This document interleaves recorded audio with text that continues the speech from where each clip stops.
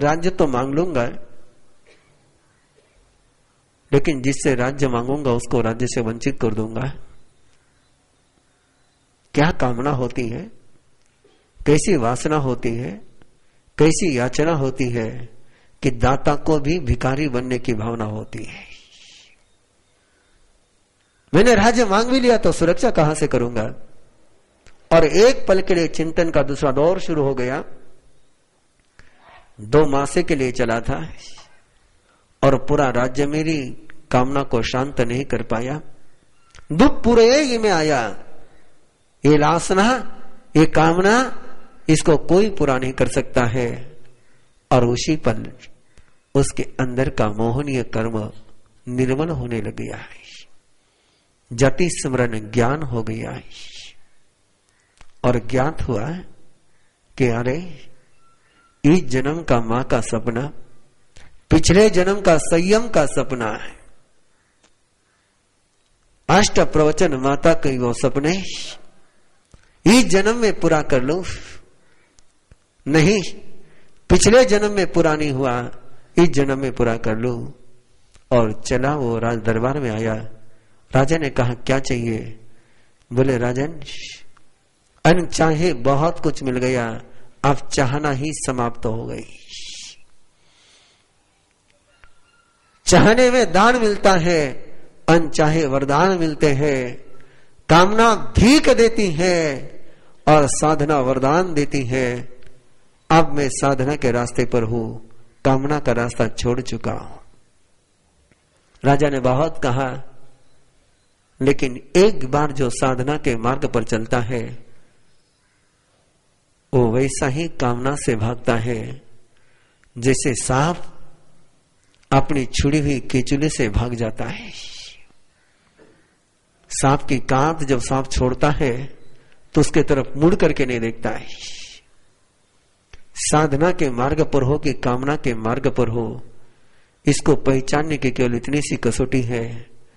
कामना के तरफ सपना भी जाता होगा तो साधना का मार्ग आज तक मिला नहीं है।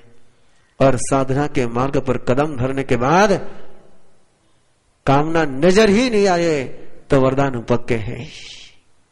और कपिल 6 महीने तक छद्मस्त अवस्था में रहकर के सर्वज्ञ बनता है।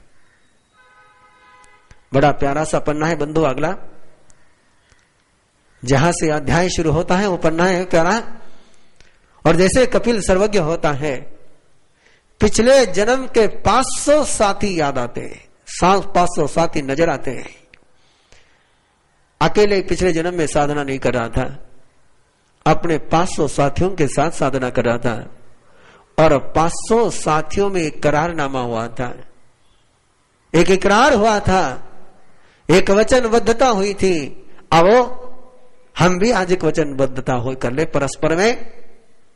मैं हर साल करता हूं, हर साल करता हूं, इस साल भी करना चाहता हूं कि कपिल और वो 500 साथियों ने पिछले जन्म में एक प्रण किया था, एक प्रतिज्ञा की थी कि भविष्य में जब किसी को भगवत्ता का लाभ होगा, जो कोई सर्वज्ञ होगा, जो कोई सर्वदर्शी होगा, वो बाकी 500 को भी आकर के धर्म का वरदान देगा। और सर्वज्ञ होने के बाद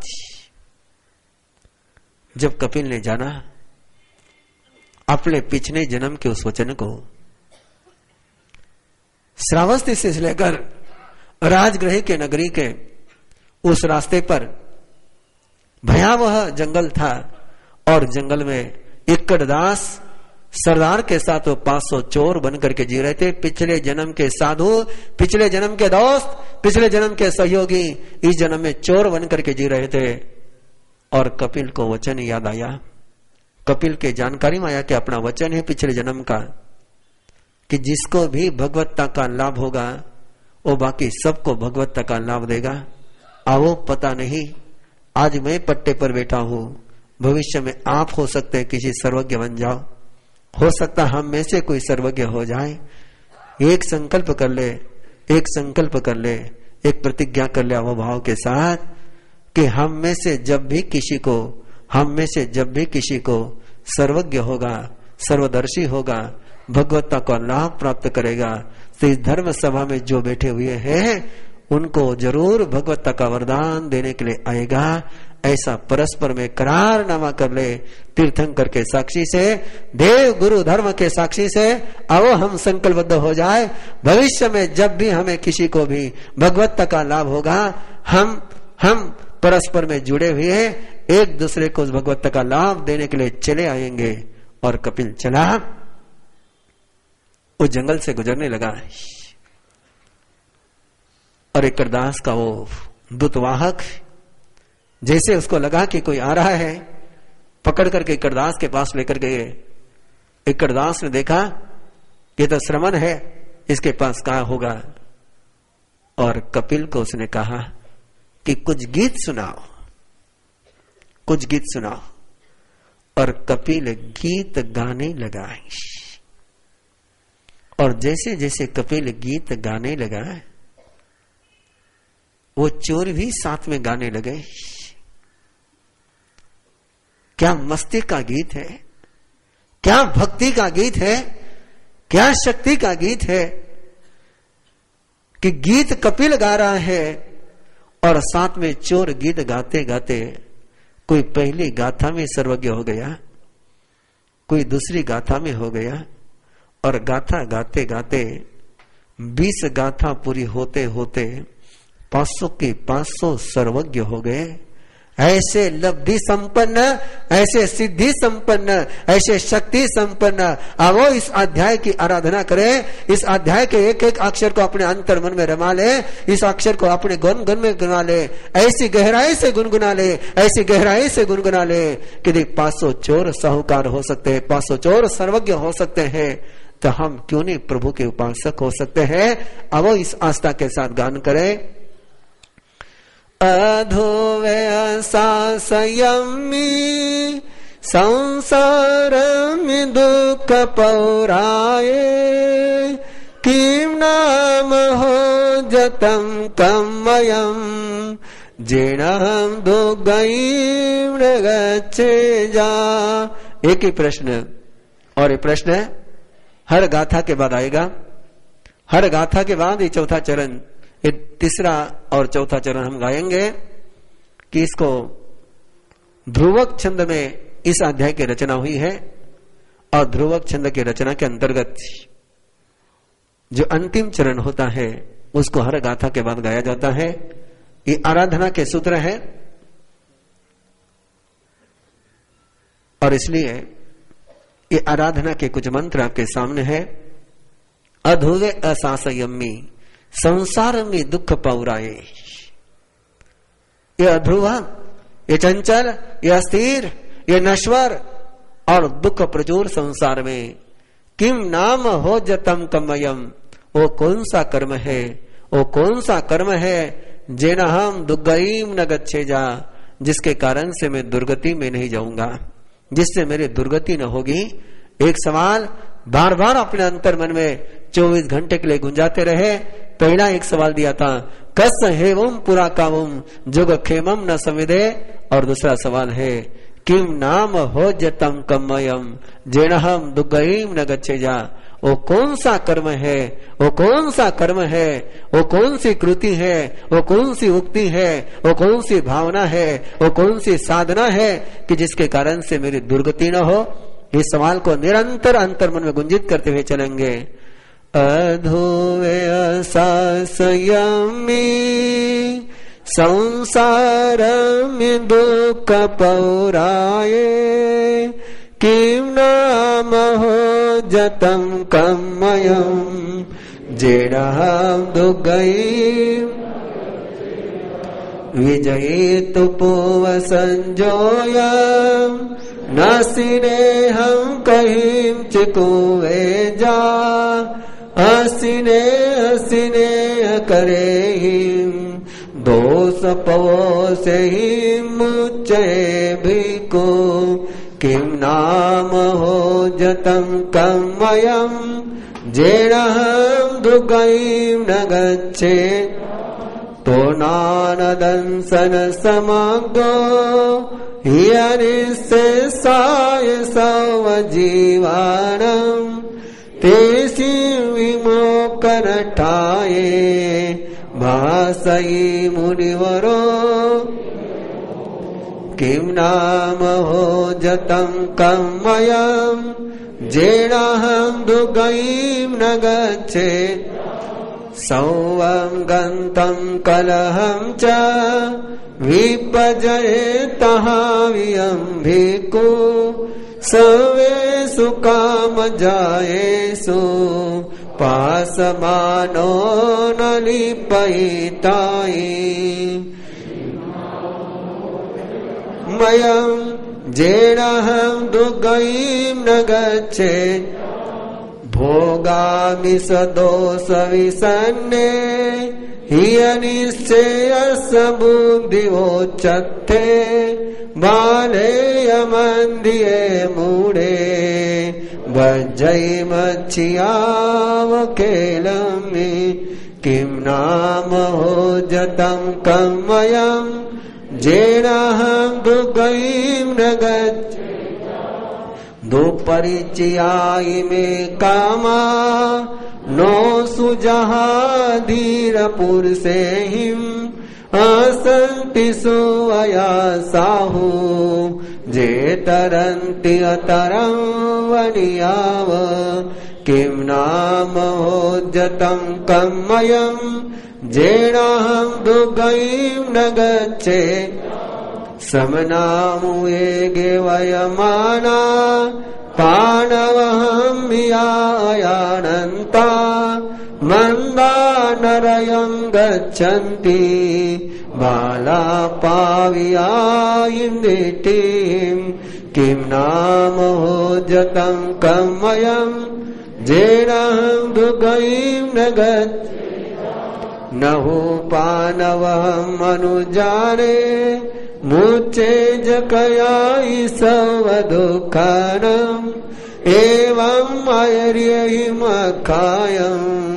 जेहिमिमोसाउधम्मोपनतो किं नाम हो जतम् जेनाहं दुर्गयीं न गच्छेत् पानेयनायिवाये जा शेषमियेति उच्चयेत् तवो से पावयं कम्मम् निजायि उदगं वथलावो किं नाम हो जतं कमयम् जेनाहं दुर्गयीं न गच्छेत् जगनिष्यहिं भूयेहिं तसनामेहिं थावरेहिं च नोते सीमारं विदण्डम् मनसा वयसा कायसा चैव किं नाम हो जतं कमयम् जेनाहं दुर्गयीं न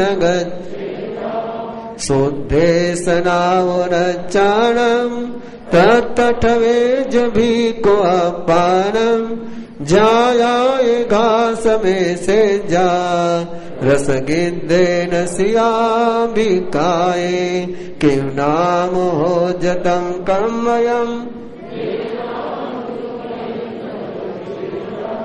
पंतानि चैव सेवे जा सियपिण्डं पुराणकुम्मासम्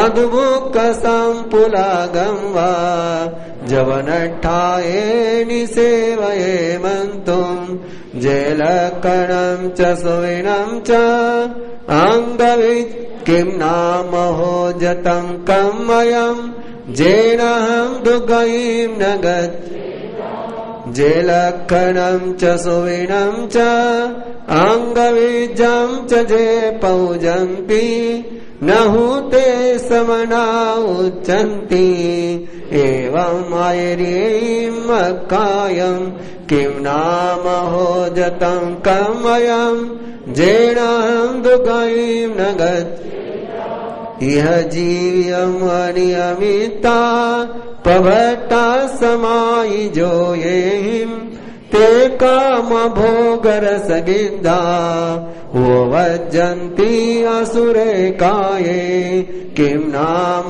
हो जतं कमयम जेनहं दुगयीं नगत तत्तो वियवटिता संसारं बहुम अनुपरिणन्ति बहुकमले वलिता भोई होई सुदुल्लात् किम नाम हो जतं कमयम जेनहं दुगयीं नगत कसिनं पीजोइमं लोयं परिपूर्णं दले जयिकस तेना विषेण संतुषे ये दुपरये इमे आया किम नाम हो जतं कमयं जेनहं दुगयीं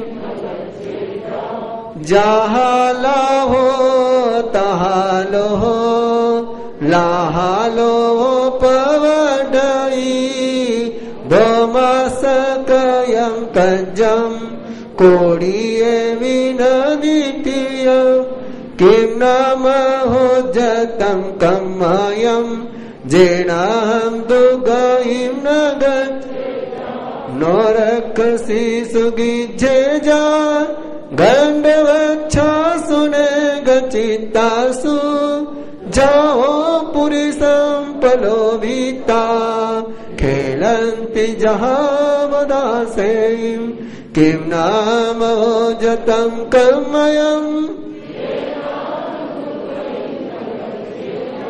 नारे सुनो वगिजे जा इति विपजय अनगारे धम्मं चपे सलवनच्चा तत्तटवे जभिको अपनं किम नाम हो जतं कमयं जेनहं दुगयीं नगत ये सधम्य खाये कविलेनं च विशुद्धपन्नेनं तर्हिन्ति जेवुकाहेन्ति ते हि माराह्या दुवे लोगा तर्हिन्ति जेवुकाहेन्ति ते हि माराह्या दुवे किम नाम हो जतं कमयं जेनहं दुगयीं नगत तिबिमिति कविलियं नामम अट्ठमं अध्ययनं संपूर्णं किम नाम हो जतं कमयं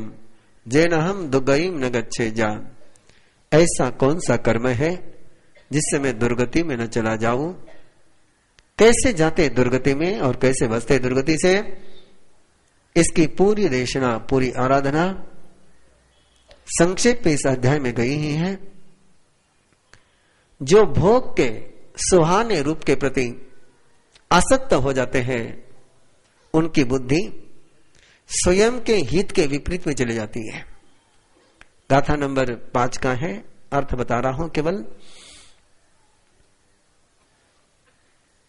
जो भोग को प्रिय रूप में देखते हैं, जो भोग प्रिय होते हैं, उनकी बुद्धि स्वयं के हित के खिलाफ चली जाती है, स्वयं के कल्याण के खिलाफ चली जाती है। इन कामनाओं को छोड़ना अधीर पुरुषों के लिए सहज नहीं है। जो इनको छोड़ने का तरीका बताया गया है, जे तरंती अतरम वरियावो। नाविक सागर को तिर जाए, इसमें कोई विशेषता नहीं, लेकिन बनिया संसार को तिर जाए कि उसको नौका चलाने नहीं आती है, लेकिन वो नौका खरीद सकता है। ऐसा ही है जीवन। हम तीर्थ की स्थापना नहीं कर सकते हैं, हम सर्वज्ञ नहीं हो सकते हैं। इस समय हम सर्वज्ञ नहीं है, लेकिन श्रद्धा के मोल तीर्थंकर का जहाज जरूर खरीद सकते हैं। श्रद्धा के मोल धर्म संघ का जहाज जरूर खरीद सकते हैं, और इस सागर के इस जहाज में बैठ करके आराम से तीर सकते हैं। कपिल बता रहा है कि कुछ लोग स्वयं को श्रमण समझते हुए, स्वयं को साधु बताते हुए भी हिंसा की अनुमोदना करते हैं, ऐसे व्यक्ति, हिंसा की अनुमोदना करने वाला व्यक्ति कभी भी दुखों से मुक्त नहीं हो सकता है। और जो हिंसा की अनुमोदना नहीं करता, जो हत्या की अनुमोदना नहीं करता, जो पाप की अनुमोदना नहीं करता, ध्यान में रखना सूत्र को कि जब तक संसार में है हिंसा होगी। खाने के लिए, पीने के लिए, बोलने के लिए, चलने के लिए, सोने के लिए, घर के लिए, मकान के लिए, हर बात के लिए हिंसा होगी। हिंसा की अनुमोदना नहीं हो, हिंसा का अभिनंदन न हो, इससे जरूर बच सकते हो। संकल्प जा हिंसा से जरूर बच सकते हो, मन में दुष्ट विचारों से जरूर बच सकते हो। और बड़ा बहुत मंगलकारी सूत्र है, बहुत मंगलकारी सूत्र है। जिसके अंतर मन से पाप की अनुमोदना चली गई, जिसके अंतर मन से दुराचार की अनुमोदना चली गई, जिसके अंतर मन से दुष्टता की अनुमोदना चली गई, जो दुष्टता की अनुमोदना नहीं करता है, जो दुष्ट की अनुमोदना नहीं करता है, उससे पाप कर्म वैसे ही चले जाते हैं जैसे पहाड़ी पर से पानी निकल जाता है। पापी के संगत से बचो। श्रवण जीवन की कुछ गहराई की बातें बताते हुए कहा गया, कैसा ये जीवन उलझ जाता है कई बार कि मक्खी श्लेष्म पर बैठती है। कभी आपने देखा हो कि बलगम पर मक्खी बैठती है, बैठने के पहले वो चिकनाई लगती है, लेकिन बैठने के बाद मक्खी वहां से जितना उड़ने की कोशिश करेगी उतने ही उसके सारी वो श्लेष्म में, बलगम में लपटते ही चले जाएगी। ये सोचना ही मत बंधुओं कि पाप की अनुमोदना का स्पर्श करेंगे और उससे बच करके निकल जाएंगे, ये संभव नहीं है। श्रमण जीवन की कुछ तीखी बातें आगे भी आएगी, यहां थोड़ी सी आई है। जे लक्षणम च सुविनम च अंग विजम च जे पूजंती नहु ते समना उच्चंती एवं अयरीहम अखायम। परमात्मा का श्रमण एकांत कल्याण, एकांत निर्वाण, एकांत सर्वतो भद्र साधना के लिए समर्पित होता है। वो अहिंसा का ही प्रतिपादन करेगा, वो संयम का ही मार्ग बताएगा, वो तप की ही ज्योति जलाएगा, वो आरंभ समारंभ के अनुष्ठानों के माध्यम से कभी समाधान का सूत्र प्रस्तुत नहीं करेगा। जो लक्षण के आधार पर, सपन शास्त्र के आधार पर, अंग विद्या के आधार पर लोगों में समस्या का समाधान देने का प्रयास करते हैं, कपिल कह रहे हैं, सुधर्मा स्वामी कह रहे, परमात्मा फरमा रहे हैं कि वे ज्योतिषी हो सकते हैं, वे मांत्रिक हो सकते हैं, वे तांत्रिक हो सकते हैं, लेकिन वे परमात्मा के श्रमण नहीं हो सकते। और ये आपके सामने सवाल है मेरी ओर से,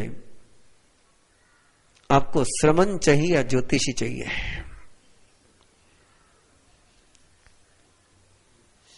इस धर्म मंच पर बैठने वाले संत को संत के रूप में आप देखना चाहते हैं या ज्योतिषी के रूप में देखना चाहते हैं?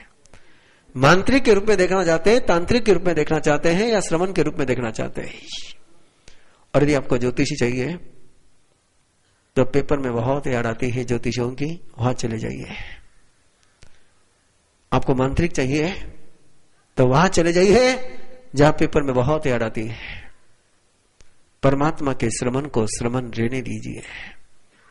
परमात्मा का श्रमण यदि श्रमण नहीं रहता होगा तो उसको श्रमण बनाने के लिए प्रयास करिए। कहो ना कहो, दर्द तो है ही है। इस जिन शासन के पट्टे पर बैठ करके इस जिनशासन का बाना पहन करके यदि कोई काल सर्प योग के अनुष्ठान कराता हो, यदि कोई नाग बलि का विधान कराता हो, यदि अन्य किसी भी प्रकार का